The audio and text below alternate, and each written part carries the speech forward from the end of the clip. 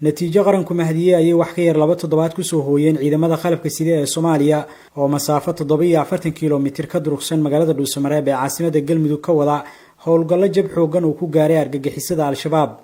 labi dulle dhabana dhulku hays iyo sina dhaqo oo ah deegaano muhiim ah oo ku beegan jihada koonfureed ee magaalada Dhuusamareeb ayay ciidamadu gaareen toddobaadkan iyagoo haatan wax ka yar 20 kiiloomitir u jira magaalada ceel la helay oo qofka lugta ah isaga socdo fariisimaha hore ee ciidamada iyo deegaankaasi wax ka yar hal saac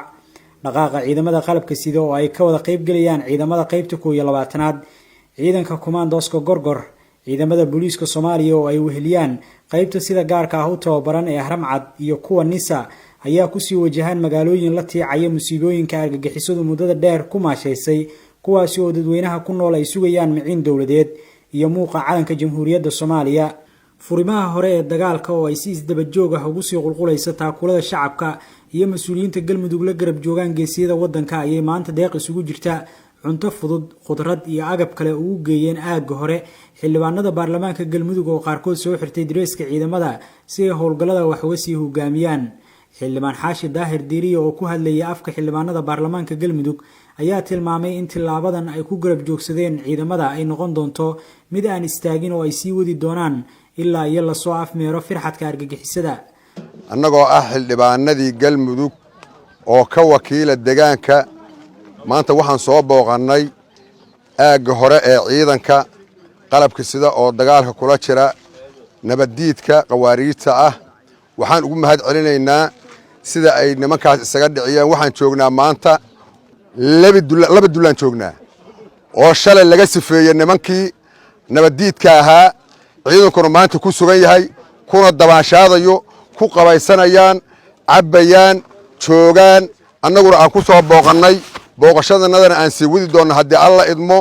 waxaan ugu mahad celinayaa sida ay ugu dhabar adeegeen insha allah biidnillaahi kariim haddaan nahay degaankii iyo haddii shacab la yahay intaba waxaan ka codsanayaa in laysu kaashado waxba nagama xigaan haddii alla idmo annaguna diyaar baan u nahay insha allah taliyaasha iyo saraakiisha iyo ciidanka qalabka sidana waxaan ugu mahad celinayaa uguna hambaleynayaa ilaahu mahad ka sugnaatee sida ay u xoreysteen wadankooda oo ugu dhabar adeegeen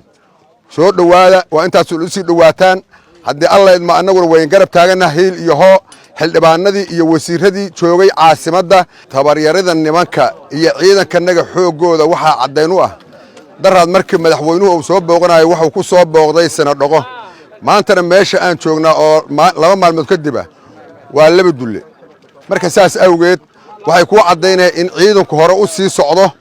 xilligan wixii laga bilaabana waxay noqonayaan xilligii saraakiisha iyo ciidamada qalabka sida